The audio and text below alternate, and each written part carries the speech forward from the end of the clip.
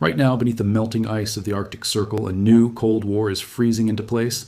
But this time, the stakes are higher than ideology or political systems. This time, it's about something far more valuable than oil or gold. It's about the minerals that power every smartphone in your pocket, every electric vehicle on the road, and the players in this game are willing to risk everything to control them.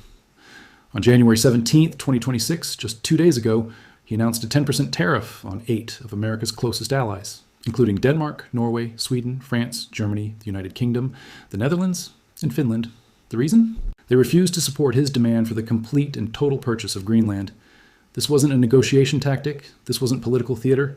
This was the opening move in a chess game being played across the frozen wastelands of the Arctic, where NATO and Russia are squaring off over resources so critical that whoever controls them could dominate the global economy for the next 50 years. The Arctic is no longer the silent, frozen frontier it once was. It's transforming into the world's most contested battleground, and the ice is melting faster than anyone predicted. As temperatures rise and glaciers retreat, what was once inaccessible is now within reach. Beneath Greenland's ice sheet, beneath the tundra of northern Sweden, and scattered across the Russian Arctic coastline, lie deposits of rare earth elements that are absolutely essential for modern civilization. We're talking about neodymium, praseodymium, dysprosium, and terbium. These aren't household names, but they are the invisible backbone of the 21st century. Without them, there are no electric car batteries. Without them, there are no wind turbines. Without them, there are no advanced missile systems, no fighter jets, no smartphones, no renewable energy revolution. And right now, China controls 90% of the global processing of these materials. Every major power on Earth is desperate to break that monopoly, and they're all looking north. Let's talk numbers that will make your head spin. The Tanbreeze project in Greenland contains what could be the world's largest rare earth deposit, weighing in at 28.2 million metric tons. To put that in perspective, that's enough rare earth elements to build millions of electric vehicles, power entire renewable energy grids, and supply defense industries for decades. Just a few hundred miles away, Sweden announced the discovery of the Per Geir deposit in 2023, one of Europe's largest known rare earth reserves, sitting right next to the massive iron ore mine in Kiruna.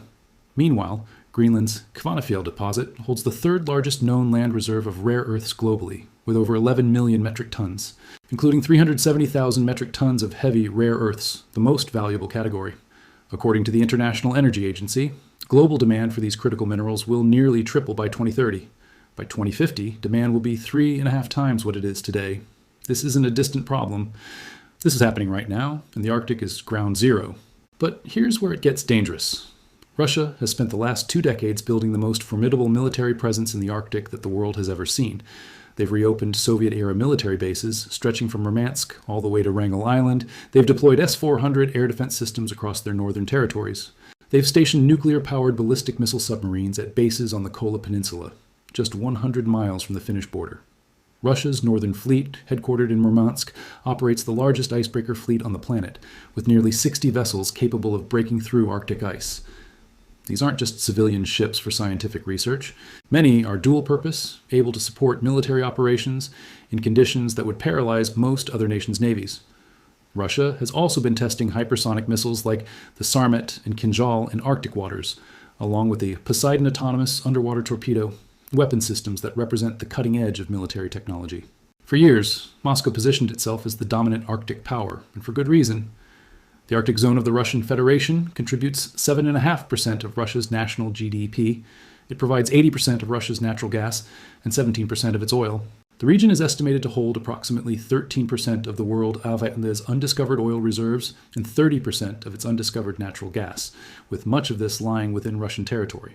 From Moscow's perspective, the Arctic isn't just strategically important, it's existentially critical.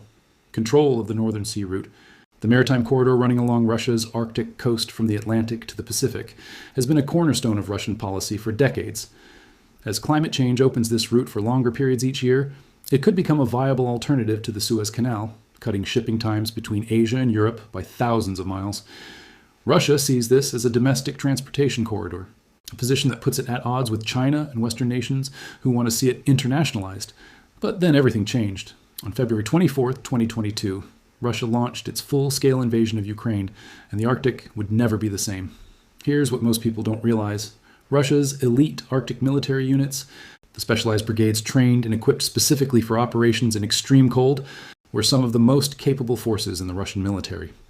The 80th Arctic Motor Rifle Brigade, formed in 2015, was tasked with protecting Russia's Arctic coastline, critical infrastructure, and the Northern Sea Route itself. This brigade of approximately 2,000 soldiers had been combat tested in Syria between 2015 and 2018. They were equipped with Arctic-adapted systems, including 122mm self-propelled howitzers, Tor M2DT and Pantsir SA air defense systems mounted on all-terrain vehicles, and Mi-24 and Mi-8 helicopters designed to operate in sub-zero temperatures. These were Russia's best Arctic warriors, and then Moscow sent them to Ukraine. In July 2022, as Russian casualties mounted, the 80th was deployed near the Finnish border following Finland's application to join NATO that May. Then they were thrown into heavy fighting in Kherson. In 2024, the brigade's combat team was overrun and destroyed in battles around the Dnieper River, suffering an estimated 80% casualties. The loss wasn't just in manpower. At least 3 Tor M2DT Arctic surface-to-air missile systems were destroyed between November 2022 and February 2023. These specialized platforms, designed specifically for Arctic conditions, will take years to replace. According to recent reports, the 80th Arctic Motor Rifle Brigade is still fighting in Ukraine, but it's now manned largely by convicts and conscripts, a shadow of its former capability. This has fundamentally changed the balance of power in the Arctic. Russia's conventional ground forces in the high north have been gutted, and they won't recover for years. Enter NATO. And this is where the game changes completely. On March 7th, 2024, Sweden officially joined NATO, becoming the alliance's 32nd member. Just over a year earlier, on April 4th, 2023, Finland had done the same. These weren't just symbolic additions to the alliance, they were geopolitical earthquakes. Finland shares an 830-mile border with Russia. Sweden controls critical territory in the Baltic Sea and has substantial Arctic territory of its own. Suddenly, 7 of the 8 Arctic nations are NATO members. Only Russia stands alone. As NATO's then Secretary General Jens Stoltenberg declared in 2022, NATO is an Arctic alliance. The accession of Finland and Sweden hasn't just strengthened NATO's position in the high north. It's created what analysts now call the NATO 7 versus Russia dynamic, effectively bifurcating the Arctic into 2 opposing camps in a way that echoes the Cold War. And NATO isn't just talking, they're acting. In March 2025, Exercise Joint Viking brought together 10,000 troops from 9 nations in northern Norway to rehearse collective defense in Arctic terrain. These weren't just small-scale training exercises. These were full-scale military operations, testing everything from cold weather combat to logistics in sub-zero conditions.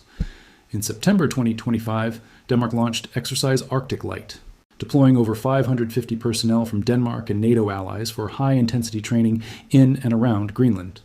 The exercise included the Danish frigate HDMS Niels Juel, F-16 fighter aircraft, helicopters, transport aircraft, and home guard units. France deployed a naval vessel, a multi-role tanker transport aircraft, and mountain infantry equipped with drones. Sweden, Norway, and Germany provided personnel, observers, and logistical support. The exercises featured live fire drills, special operations, sea rescue operations, and cold weather training, all designed to improve interoperability in the most demanding Arctic conditions. But that's not all. In October 2025, the United States conducted NATO in the North, involving over 1,200 U.S. service members alongside Canadian and Norwegian observers. This exercise, spanning Joint Base Elmendorf-Richardson and Eielson Air Force Base in Alaska from October 14th to 25, tested joint all-domain command and control systems under simulated electromagnetic interference scenarios common to high-latitude operations. Units employed encrypted VHF and UHF radios alongside satellite communication terminals, hardened against solar flare-induced outages. F-35A fighters from Eielson Air Force Base exchanged real-time threat data with Patriot missile batteries near Fort Greely, using Link 16 tactical data links, demonstrating capabilities despite the challenging terrain and intermittent connectivity of the Arctic environment. And here's something that should make everyone pay attention. In 2021, Alaska became home to the world's largest concentration of 5th-generation fighter aircraft, including F-22s and F-35s. These aren't legacy systems. These are the most advanced warplanes on the planet, positioned within striking distance of Russian Arctic territories. The message is clear. NATO is preparing for the possibility of Arctic conflict. In October 2025, Admiral Giuseppe Cavo Dragone, the chair of NATO's military committee, addressed the Arctic Circle Assembly in Reykjavik for the first time. His words were carefully chosen but unmistakable in their meaning. He described the Arctic in 2025 as standing at a crossroads, warning that it could become a zone of rivalry, exploitation, and conflict. He noted that Russia rebuilds bases, deploys advanced weapons, and expands its nuclear and icebreaker fleets, the largest in the world. He emphasized that threats don't come from a single direction and that what happens in the East echoes in the Arctic and beyond. Together, Russia and China are forging a partnership of convenience in the high north, he said. Moscow provides the geography and the military presence. Beijing brings economic power and long-term strategic ambition. And this brings us to one of the most concerning developments in the Arctic, China. The People's Republic of China isn't an Arctic nation. It has no territorial claims in the region. But that hasn't stopped Beijing from declaring itself a near-Arctic state and pursuing an increasingly aggressive Arctic strategy. Since gaining observer status on the Arctic Council in 2013, China has massively expanded its Arctic footprint and begun working closely with Russia. In 2015, the People's Liberation Army Navy sent a small flotilla into the Bering Sea between Russia and Alaska for the first time. In September 2022, Chinese and Russian naval forces conducted a combined patrol in the Bering Sea. In April 2023, the Russian Federal Security Service, Border Service, and the Chinese Coast Guard signed a memorandum of understanding to strengthen soft security cooperation in maritime law enforcement. Now, while not Arctic-specific, this agreement led to the first joint Coast Guard exercise in the Russian Arctic in September 2024. In November 2024, something even more significant happened. The inaugural session of the Sino-Russian Arctic Waterway Subcommittee convened in St. Petersburg under the broader framework of regular China-Russia prime ministerial consultations. This wasn't ceremonial. It's a standing institution divided into 3 working groups focusing on shipping development, navigational safety, and polar shipbuilding and technology. China's Minister of Transport and Rosatom's Director General reached what were described as important consensuses, though the details remain classified. The establishment of such mechanisms and the formalization of cooperation reflect clear and durable strategic intent. In April 2025, Vologda Governor Georgy Filimonov proposed establishing a permanent container corridor via Arkhangelsk to China for exporting timber, metallurgical, chemical, and agricultural goods. If sea ice decline continues on its current trajectory, the Northern Sea Route could by 2040 carry a reliable, year-round flow of goods, delivering sizable cargo volumes. But here's what keeps Western intelligence agencies awake at night. China and Russia have both demonstrated the capability and willingness to sabotage critical undersea infrastructure. In October 2023, the Baltic Connector gas pipeline and several fiber optic cables between Estonia, Finland, and Sweden were damaged by what police investigations attributed to a Chinese ship. Upon fleeing the Baltic Sea, this vessel was given permission and escort to cross Russia's Northern Sea route. The incident showed undeniable signs of collusion between Russia and China in disrupting critical undersea infrastructure. The Arctic region is particularly vulnerable to these types of attacks due to choke points like the Bering Strait, where redundancy and resilience are severely lacking. Both countries possess the intelligence gathering capabilities and technical means to target data cables, energy pipelines, and communications infrastructure. In a conflict scenario, severing these connections could paralyze military coordination and civilian communications across vast stretches of the Arctic. Yet despite their growing cooperation, the China-Russia Arctic Partnership has significant limitations.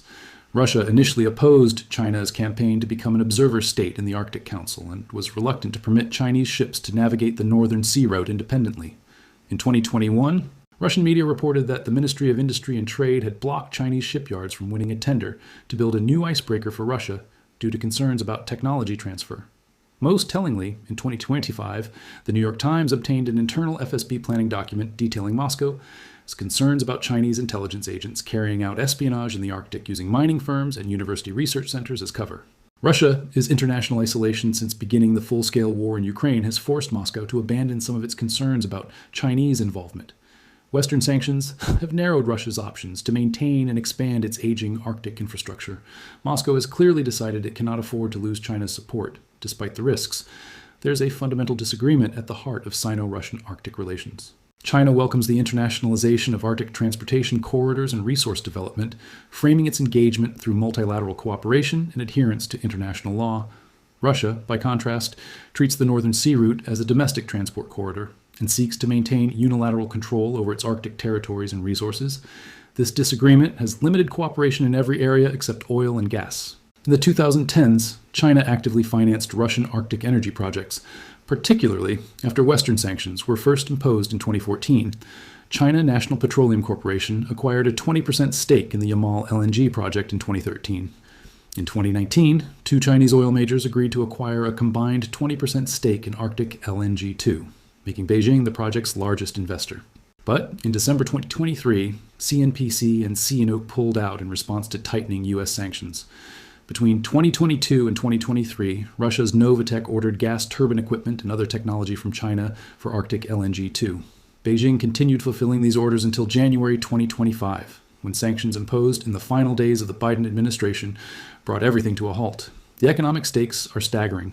China currently controls approximately 90% of global rare earth element processing. This isn't just about geology, it's about decades of industrial policy and investment. China has built the technology, the capacity, and the expertise that Western nations simply don't possess. They've invested for decades, sometimes without immediate economic return, to achieve this dominance.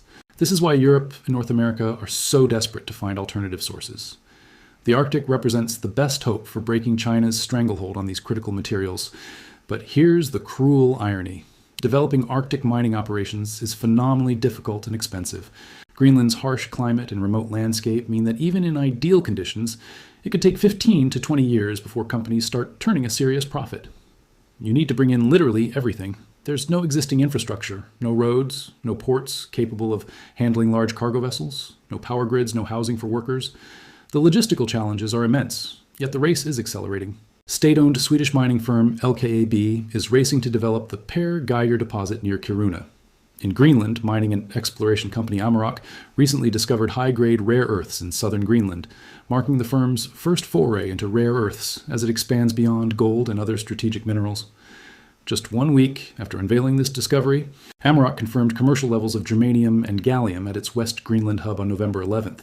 The CEO called this potentially even more strategically significant than rare earths. Meanwhile, New York-based Critical Metals acquired 92.5% ownership of the Tanbreeze Rare Earths Project, a pilot project launched in January 2026, though full construction is yet to begin. The company's CEO told Fortune that we're in the rare earths boom now, and this boom is going to fund everything for the next 30 to 50 years. Everything in your life needs rare earths. And this brings us to the crisis unfolding right now. Earlier in January 2026, Trump told reporters that if we don't do it, Russia or China will take over Greenland, and we're not going to have Russia or China as a neighbor. But if we don't do it the easy way, we're going to do it the hard way. White House officials have reportedly discussed sending payments to Greenland's nearly 56,000 residents, ranging from $10,000 to $100,000 per person, to convince them to vote for secession from Denmark. At $100,000 per person, that's a $5.6 billion bill. On January 14th, Danish Foreign Minister Lars Løkke Rasmussen and Greenlandic Foreign Minister Vivian Motzfeldt traveled to Washington to meet with Secretary of State Marco Rubio and Vice President J.D. Vance. They emerged, having made no progress.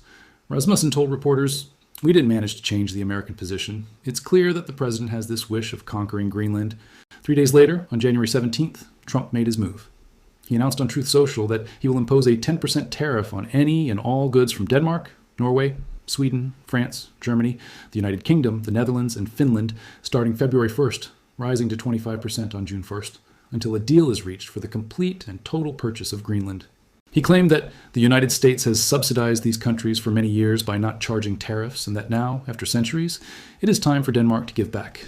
World peace is at stake, he wrote. Trump also warned that European nations' deployment of military personnel to Greenland amounted to a very dangerous situation for the safety, security, and survival of our planet. That same day, thousands of Greenlanders marched across snow and ice through the streets of Nuuk, the capital, carrying signs reading, "Greenland is not for sale," and waving their national flag. Similar protests erupted across Denmark. According to the latest polling from January 2025, 85% of Greenlanders oppose joining the United States, while only 6% are in favor. The international response has been swift and severe. Swedish Prime Minister Ulf Kristersson declared that we will not allow ourselves to be Blackham-typed, adding that only Denmark and Greenland decide on issues concerning Denmark and Greenland. EU Foreign Policy Chief Kaja Kallas warned that China and Russia must be having a field day. They are the ones who benefit from divisions among allies. If Greenland's security is at risk, we can address this inside NATO. French President Emmanuel Macron said that no intimidation or threat will influence us, neither in Ukraine, nor in Greenland, nor anywhere else.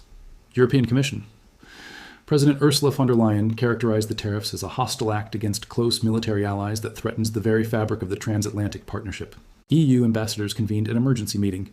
Danish Prime Minister Mette Frederiksen said that a U.S. takeover of Greenland would mark the end of NATO. And here's what makes this so dangerous. Trump is threatening tariffs against 8 NATO members over a territorial dispute with another NATO member. The cornerstone of NATO is Article 5, the principle that an attack on one member is an attack on all. This crisis is tearing at the foundations of the Western alliance at precisely the moment when unity is most critical. Meanwhile, Denmark has announced it will increase military presence and exercise activity in Greenland throughout 2026, in close cooperation with NATO allies. Denmark's Minister of Defense said that security in the Arctic is of crucial importance to the Kingdom of Denmark and Arctic allies, and it's important that we, in close cooperation with allies, further strengthen our ability to operate in the region. Small numbers of military personnel from Germany, France, and other European nations have already arrived in Greenland. The United States has controlled the Pituffik Space Base, formerly Thule Air Base in northern Greenland, since World War II. This base houses early warning radar systems crucial to NORAD and North American missile defense. The United States already has everything it needs militarily from Greenland through existing treaties and agreements. Analysts argue that Trump's push for ownership is driven more by his real estate background and ego than by genuine security needs. But there's a darker interpretation. Some security experts believe Trump genuinely fears that China or Russia could gain access to Greenland's rare earth deposits, and he's willing to fracture NATO to prevent it. The problem with this logic is that Greenland is already a NATO territory through Denmark. Any Russian or Chinese military move against Greenland would trigger Article 5. The idea that Moscow or Beijing would risk nuclear war to seize Greenland is, in the words of one Arctic expert, quite fictitious. Yet here we are. The United States is threatening its closest allies with crippling tariffs over an island whose population overwhelmingly rejects American control, all while Russia and China watch the Western alliance tear itself apart. The Arctic in 2026 is a powder keg. Russia, weakened but still dangerous, is expanding its military infrastructure and testing advanced weapon systems in northern waters. China, desperate to break its dependence on its own rare earth supplies and secure alternative sources, is deepening ties with Moscow despite mutual mistrust. NATO, now encompassing 7 of 8 Arctic nations, is conducting the largest military exercises in the region since the Cold War. And the United States, under Trump, is threatening to upend the entire alliance over Greenland. Beneath all this tension lie trillions of dollars worth of rare earth elements, the materials that will determine who leads the global economy for the next half-century. The Arctic is warming 4 times faster than the rest of the planet. Every summer, more ice melts. Every year, previously inaccessible deposits become reachable. Every month, the northern sea route stays navigable for longer periods. This isn't a crisis that will resolve itself. The demand for rare earths is projected to triple by 2030. Electric vehicle production is accelerating. Renewable energy deployment is expanding exponentially. Defense contractors need these materials for everything from precision-guided munitions to advanced radar systems. Every smartphone, every laptop, every wind turbine depends on elements that 90% of the world gets from China. The Arctic represents the only realistic path to changing that equation, and every major power knows it. So, we have Russia rebuilding its Arctic military despite catastrophic losses in Ukraine. We have China investing billions in Arctic infrastructure and shipping routes despite having no Arctic territory. We have NATO conducting massive military exercises across the high north. And we have the United States threatening to tear apart the Western alliance over an island whose people want nothing to do with American sovereignty.